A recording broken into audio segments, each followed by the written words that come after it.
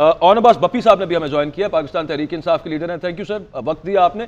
सबसे पहले तो ये बताएं कैंपेन कैसी जा रही है, करने दी जा रही है? वैसे तो कल इलेक्शन है, चलें हल्का फुल्का जो घूम फिर लेंगे, पहले क्या मामला था बताएं सर। कैंपेन जी क्या करने जा रही, कल आखिरी दिन था कैंपेन का। पूरे पाकिस्तान में जिस तरह तमाम पॉलिटिकल जमातों को आखिरी शोडाउन की इजाजत थी, एज यूजुअल अल्हम्दुलिल्लाह हमें तहरीक इंसाफ को एक भी किसी कॉर्नर मीटिंग की इजाजत भी नहीं थी। कल ऐसे 12 किस्म के हमारे जो कैंडिडेट्स थे उन्होंने आखिरी जलसे करने की रिक्वेस्ट की, डीसी ने अलाउ कर दिया और एंड के ऊपर फिर हर जगह पुलिस आ गई ताकि वो उठा लिया जाए। कल तकरीबन साउथ पंजाब के तकरीबन 7 शहरों में हमारे जो जलसे और स्टे थे उठा के फेंक दिए गए। मैं हैरान ये हूं कि अगर तो ये पीटीआई की जमात होती तो फिर तो चलो सेंस बनती थी कि सिक्योरिटी की सूरत हाल है जी, को बहुत ज्यादा सिक्योरिटी इशू बन जाएगा। जब इंडिपेंडेंट कैंडिडेट्स हैं और वो वहां पे आके अपना वोट मांगने के लिए, अपना मंशूर पेश करने के लिए अवाम के सामने किसी चौक पे या किसी प्लॉट पे इकट्ठा होना चाहते थे, तो क्या सिक्योरिटी सूरत हाल थी। लेकिन अनफॉर्चुनेटली क्योंकि एक पूरा सिस्टम ऑन स्लॉट है इन तमाम पीटीआई के इंडिपेंडेंट कैंडिडेट्स के खिलाफ, इसलिए किसी भी जगह को किसी को कोई जलसा नहीं करने दिया गया। So not a good thing for the democracy ji at all, but having said that हमारी जो कैंपेन है वो यकीनन अडियाला जेल से मुकम्मल हो चुकी। हमारे कैंडिडेट्स तो सिर्फ for the sake of it हमने 20-25 दिन कैंपेन की है, लेकिन जो असल कैंपेन है वो तो अडियाला जेल से चेयरमैन पीटीआई इमरान खान सब कर चुके हैं।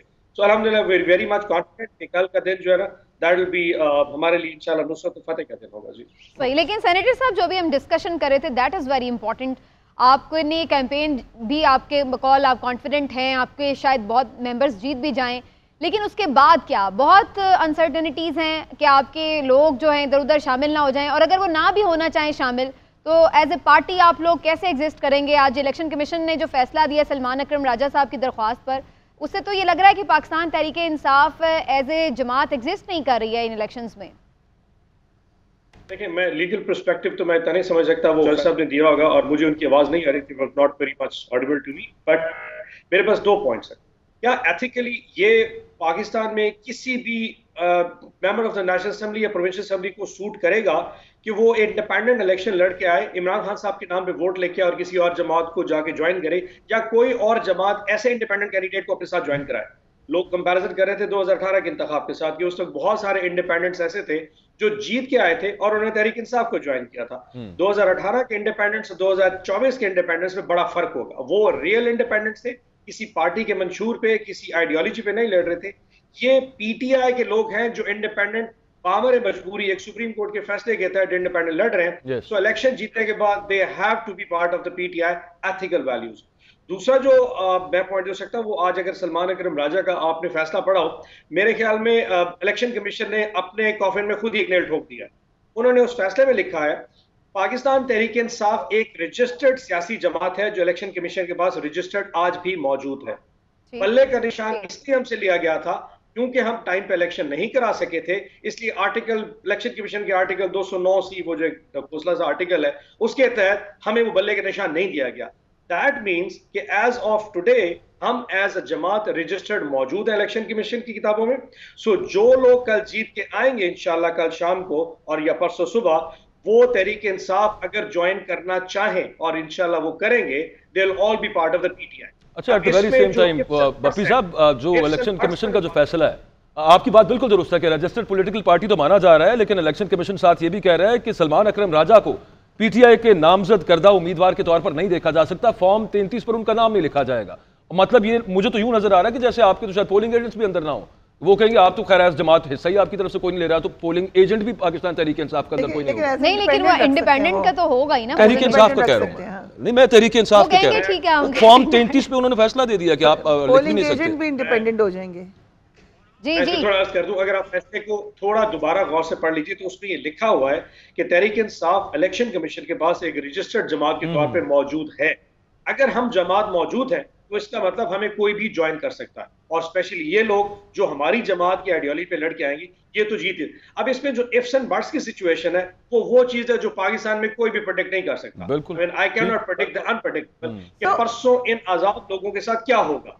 आई एम श्योर के sanity will prevail, wisdom will prevail, and ये तमाम जो लोग हैं जो किसी भी रजिस्टर्ड जमात के उसके सिंबल के ऊपर इलेक्ट नहीं होके आ रहे, ये सारे तहरीक इंसाफ में जा रहे होंगे और इनको जाने दिया लेकिन जाएगा। क्या इस बात का चांस है बप्पी साहब कि किसी छोटी जमात में भी आप लोगों के ये आज़ाद अरकान शामिल हो जाएं ताकि बाद में अगर ऐसी कोई सिचुएशन हो कि उसको बैन किया जाए पीटीआई को, ये भी बड़ी खबरें हैं वैसे हम सुन रहे हैं, और इस तरह की कोई चीज़ हो? अच्छा, कोई छोटी जमात में नहीं जा रहे? ओके, नहीं कोई इंशाल्लाह। और एक चीज और बता दूं, हमने रिव्यू पिटीशन जो है वो सुप्रीम कोर्ट में भी फाइल कर दी है, जिसका हमें कल नंबर भी अलॉट हो गया। So most likely election third day को, आइदर फ्राइडे को या मंडे मॉर्निंग, हमारी रिट पिटीशन जो सुप्रीम कोर्ट का फैसला है उसके खिलाफ अपील भी दायर हो जाएगी। तो शायद उस डिसीजन के ऊपर एक रिव्यू एप्लीकेशन में हमारे फेवर में एक डिसीजन भी आ जाए। हैविंग सेड दैट, मैं फिर वही कह रहा हूं, जो लोग इंडिपेंडेंट जीत रहे हैं they have the right to join any political party, और obviously उनकी प्रेफरेंस पीटीआई है, क्योंकि obviously वो पीटीआई के आइडियोलॉजी पर और इमरान खान की पॉपुलर वेव का वोट लेके आ रहे हैं। तो मुझे इसमें कोई लीगल शेक नजर नहीं आती।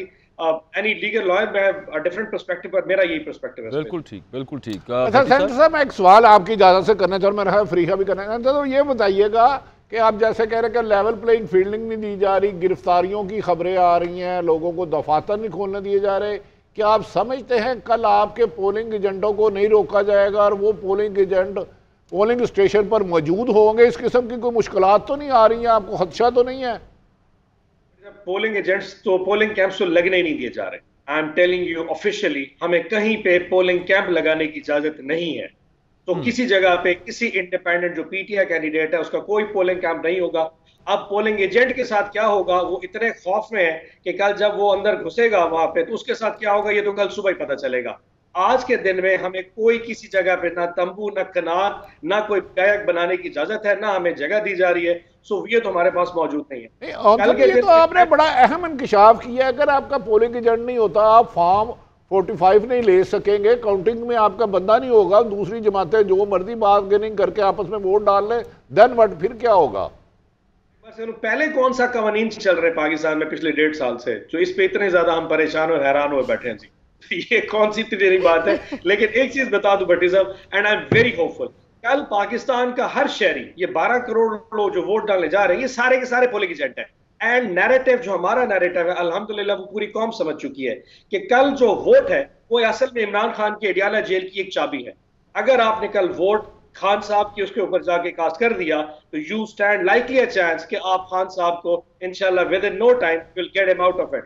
अदरवाइज 31 साल की सजाएं जो है ना, फिर तो मतलब एक बहुत बड़ा लंबा काम हो जाएगा। सो कौम ये समझ चुकी है कि कल they have to be a polling agent.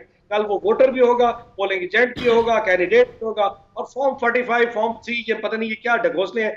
I am sure वो तो शायद आज ही बन चुके हो। अगर बनाने पे कोई आए तो मैं तो उसका कुछ नहीं कर सकता, बट कल का दिन कल डिफाइन करेंगे। बिल्कुल ठीक। भट्टी साहब, वही बात होगी ना, कानून में तो बहुत कुछ है। वो हम थोड़ी देर पहले बात कर रहे थे कि वो सदर आरिफ अलवी साहब ने एक इंटरव्यू में कहा था कि सबसे बड़ी गलती ये हुई है कि कॉन्स्टिट्यूशन पाकिस्तान, मेरे समेत वो भी बेचारे कुछ खुल के बोल नहीं सकते। अब लिहाजा कल आवाम पे डिपेंड करता है कि वो अपने वोट डाले भी और उसकी हिफाजत भी करे। मेरा